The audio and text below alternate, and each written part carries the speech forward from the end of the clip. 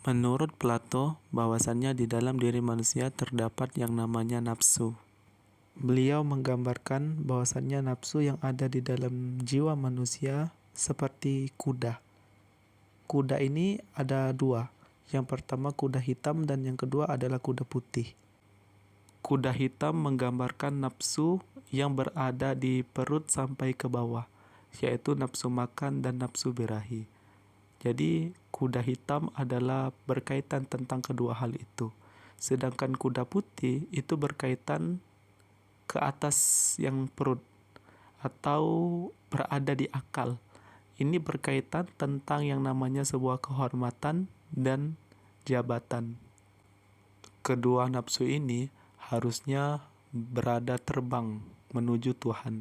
Akan tetapi banyaknya kedua nafsu ini melalaikan diri manusia. Seperti nafsu makan, yang mana banyaknya dari kita mencari makanan-makanan yang haram. Seperti nafsu birahi, ini kita alurkan melalui sebuah perzinahan. Ini adalah sebuah nafsu yang menyesatkan jiwa manusia untuk tidak kepada Tuhan Yang Maha Esa. Sedangkan kuda putih, nafsu ini terkadang berkaitan tentang pujian, atau kita mengharapkan sebuah kehormatan dari orang lain. Kedua nafsu ini terkadang menghalangi jiwa manusia untuk terbang menuju Tuhan. Kalau katanya Plato, untuk mengendalikan kedua nafsu ini memerlukan dua hal. Yang pertama adalah pengetahuan dan kesadaran kita akan sebuah kebenaran.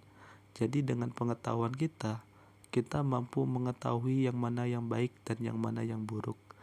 Jika nafsu ini menyetir jiwa kita, maka kita akan hidup seperti hewan. Maka dari itu, Plato mengungkapkan bahwasannya kita memerlukan yang namanya pengetahuan. Jadi dengan pengetahuan ini, kita menyetir kedua nafsu yang ada di dalam diri kita. Jika kedua nafsu ini menyetir jiwa kita, maka kita akan jauh dari yang namanya sebuah kebenaran. Banyaknya dari orang-orang terkadang nafsu yang menyetir jiwa mereka, sehingga mereka tidak mampu mengetahui yang mana yang baik dan yang mana yang buruk. Sehingga untuk memenuhi nafsu mereka, mereka cenderung menghalalkan segala cara agar nafsu mereka terpenuhi. Maka dari itu pentingnya yang namanya ilmu. Jadi ilmu juga akan membuat kita berpegang teguh akan sebuah kebenaran. Jadi ilmu akan membuat kita yakin dan membuat kita selalu kuat untuk mengarungi kehidupan. Jika kita tidak kuat mengarungi kehidupan, maka terkadang kita cenderung sering ikut-ikutan. Maka dari itu banyaknya orang yang hilang karena zaman, karena ia sering mengikuti zaman. Jadi bukan zaman yang merubah seseorang, akan tetapi dirimu yang merubah zaman. Bagaimana dirimu merubah zaman? Caranya adalah dengan cara tidak mengikuti zaman, akan tetapi berusahalah merubah zaman dengan kreasimu, dengan kreativitasmu, dengan ilmumu. Jadi engkau akan merubah zaman. Banyaknya dari orang-orang terkadang zaman yang merubah mereka, hingga mereka cenderung ikut tren, ikut hal-hal yang viral yang mungkin saja tidak berguna. Orang-orang yang seperti ini akan hilang di telan zaman. Akan tetapi jika orang memiliki ilmu, mereka memiliki kreativitas, mereka memiliki inovasi, maka mereka tidak akan pernah tertelan dari zaman. Maka ilmu itu, teman-temanku sekalian, sangat penting sekali. Dan ingatlah bahwasannya engkau yang merubah zaman, bukan zaman yang merubah dirimu. Jadi jangan terlalu mengikuti tuntutan zaman sehingga merubah dirimu. Akan tetapi berusahalah untuk merubah zaman dengan ilmumu. Yang kedua adalah menurut Plato bahwasannya kita memerlukan hidup sederhana. Karena dengan hidup sederhana itu yang membuat hati dan jiwa kita menjadi tenang. Hidup sederhana adalah hidup apa adanya, tidak berlebihan, tidak mengikuti tuntutan zaman.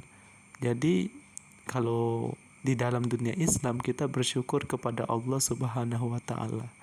Barang siapa yang bersyukur kepada Allah, niscaya Allah akan tambah kenikmatan kepada dirinya. Jadi katanya Plato bahwasanya hidup sederhana itu sangat penting. Banyaknya dari kita tamak, sehingga jika tamak sudah datang kepada diri kita, maka terkadang kita cenderung menghalalkan segala cara untuk mendapatkan apa yang kita inginkan. Jadi kedua hal ini sangat penting sekali teman-temanku sekalian. Yang pertama adalah ilmu pengetahuan dan yang kedua adalah kesederhanaan. Kedua hal ini akan membuat jiwa kita tenang. Jadi menurut Plato kedua hal ini adalah pilarnya jiwa, adalah kunci untuk jiwa kita menjadi jiwa yang kuat dan tenang. Mungkin sampai sini saja penjelasan dari admin di video kali ini. Lebih dan kurang admin mohon maaf. Jangan lupa like, komen, dan subscribe. Admin harap video ini bermanfaat untuk teman-temanku sekalian. Saya admin undur diri. Selamat bertemu lagi di konten-konten selanjutnya.